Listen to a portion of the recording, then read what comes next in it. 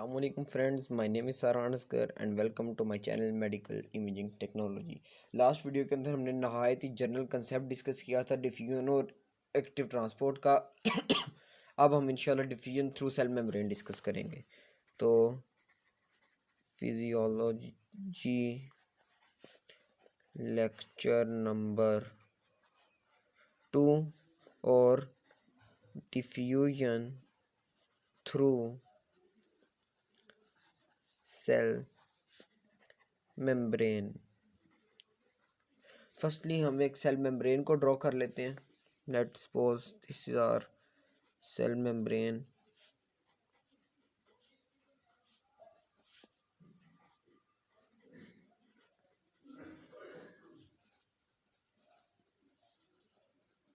As you can see that cell membrane अभी हम draw कर चुके हैं। अब हमने डिफ्यूजन चेक करनी है कि सेल मेम्ब्रेन के थ्रू कैसे होती है। ये हमारे पास बाहर फॉर एग्जांपल कार्ब्स है, हमारे पास कार्बोहाइड्रेट्स। अब बाहर इनकी कंसनट्रेशन ज़्यादा है और अंदर इनकी कंसनट्रेशन कम है। अब कार्ब्स जो है ना, कार्ब्स के अंदर हम फॉर एग्जांपल बहुत ही छोटे छोटे मॉलिक्यूल जिसको ट्राइओसिस कहते हैं, ट्राइओसिस ले लें। नहीं, अगर आपने कार्ब्स की एग्जांपल लेनी है तो आप वाटर की भी एग्जांपल ले सकते हैं या फिर किसी भी और चीज़ की एग्जांपल ले सकते हैं। तो अब इन्होंने यहाँ से यहाँ ट्रैवल करना है। तो लिपिड के ये जो पोलर बॉडी है इनके दरमियान एक थोड़ी सी स्पेस होती है।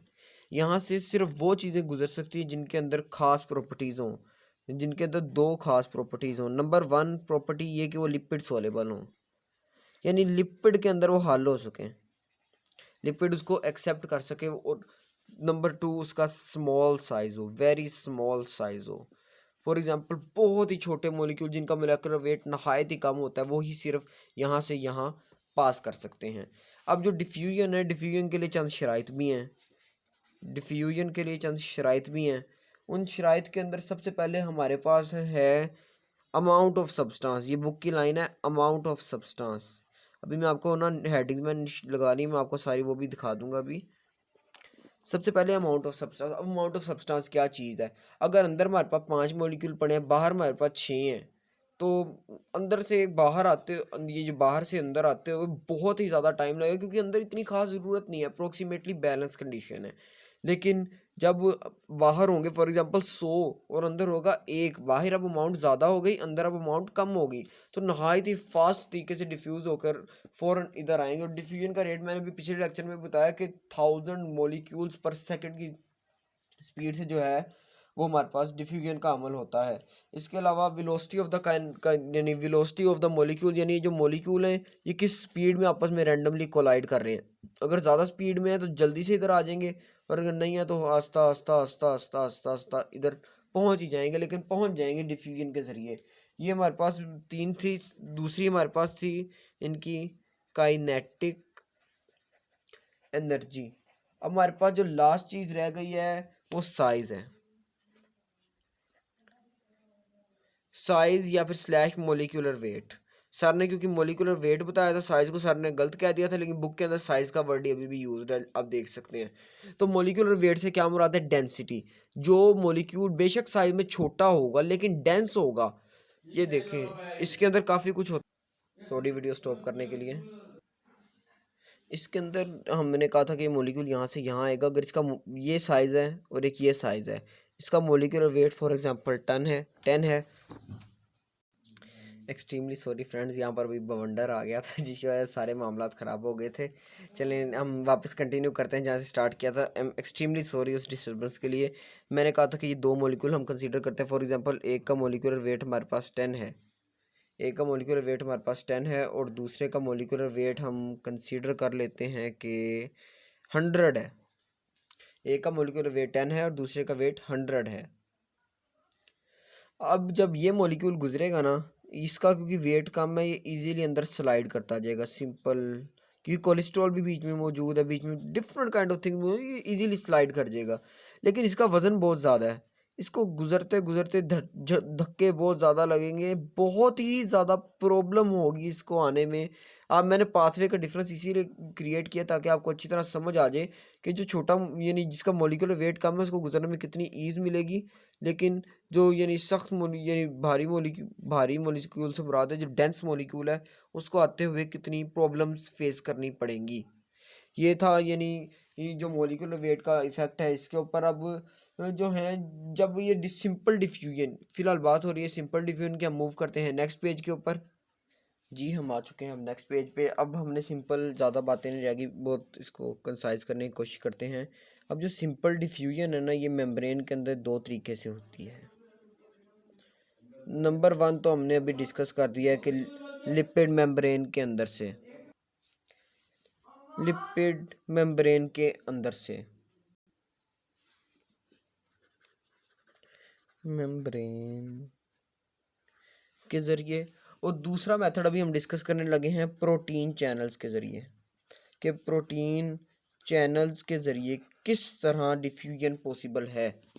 So let us begin.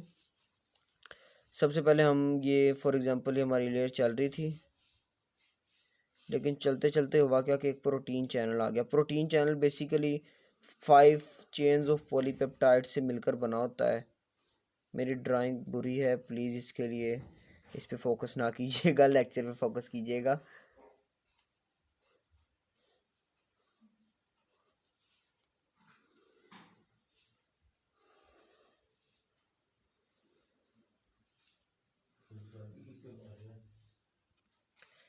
ये हमारे पास एक प्रोटीन चैनल है।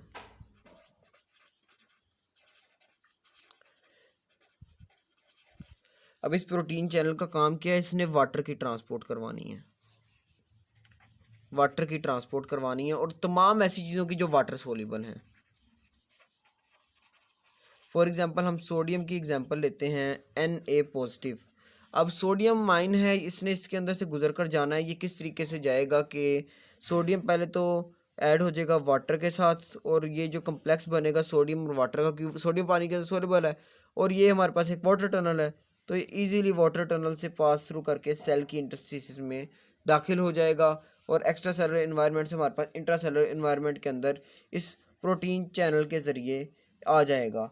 अब इस प्रोटीन चैनल के अंदर हमारे पास होते हैं पोर्स। क्या होते हैं? पोर्स। इस मेम्ब्रेन के साथ हमारे पास पोर्स होते हैं इसके अंदर। फॉर एग्जांपल ये कहीं भी टनल के अंदर बेसिकली पोर्स हम बना लेते हैं। अब ये पोर्स होते हैं, ये पोर्स क्या करते हैं, इनको हम एक और नाम भी है इनका, बड़ा इंपॉर्टेंट एमसीक्यूज है, इनका एक और नाम है एक्वा पोरीन्स। एक्वापोरीन्स भी हम इनको कहते हैं, और ये हाईली स्पेशलाइज्ड होते हैं। बेसिकली मैंने ना एक्चुअली इसको गलत बना दिया, ये मेम्ब्रेन के अंदर पोर्स होते हैं, ये कोई स्ट्रेट इस किस्म के पोर्स होते हैं। सर ने इसके बारे में डिटेल में नहीं बताया, ये बैरल जहाँ तक मुझे समझ आ रही है ये ऐसे इस किस्म के पोर्स होते हैं, और इन पोर्स को कहते हैं एक्वापोरीन्स, और ये वेरी वेरी वेरी स्पेशलाइज्ड होते हैं। और यहाँ तक के एक सेल के अंदर 13 टाइप्स ऑफ एक्वापोरीन्स पाई जाती है। मैं यहाँ लिख देता हूँ, 13 types in a single cell। अब आगे हमारे पास आ जाती है कि वाटर मॉलिक्यूल कितना रैपिड यानी मूवमेंट करता है। ये हैरत अंगेज़ बात है, इतनी हैरत अंगेज़ अंदाज में जो वाटर मॉलिक्यूल है वो मूवमेंट करता है कि इसका जो रेड ब्लड सेल की मेम्ब्रेन से इसका जो टाइम है ना, हर सेकंड के अंदर तकरीबन 100 टाइम्स ग्रेटर डिफ्यूजन होती है।